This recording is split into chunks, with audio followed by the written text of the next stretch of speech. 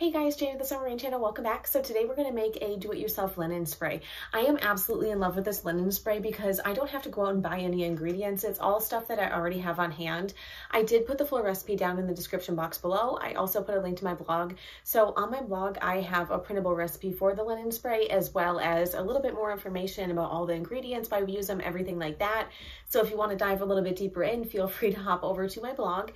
The cool thing about this linen spray is it is so easy to make, and like I said, it's made with stuff that you already have on hand, so that's pretty cool. Without further ado, let's dive in and make our linen spray.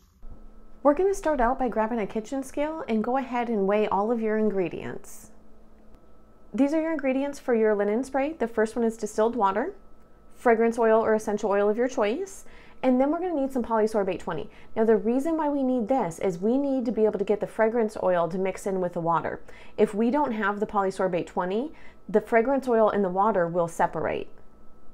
And lastly, a preservative. So if you are going to be using this more than like a day or two, you're going to have a preservative. Otherwise, because it has water in it, it's going to start to grow mold and bacteria. We're going to go ahead and grab a mixing container.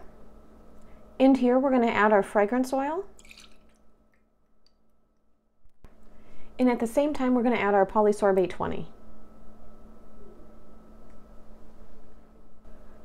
We're going to go ahead and we are going to mix this together really well. So we need to make sure that this is mixed together because this is what's going to make the fragrance oil not float on the top of your linen spray.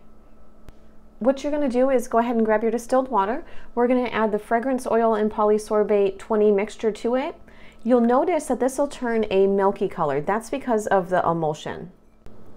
And then we'll go ahead and give it a good mix. So although this has a creamy color now, I found that typically after like a minute or two, the creamy milky color that's in this linen spray tends to go away, and then it turns out being a clear liquid.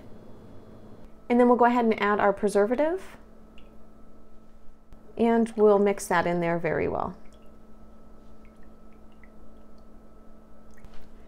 And I get a glass spray bottle. I just feel like they look a little bit nicer. And we'll just pour our linen spray right into our spray bottle.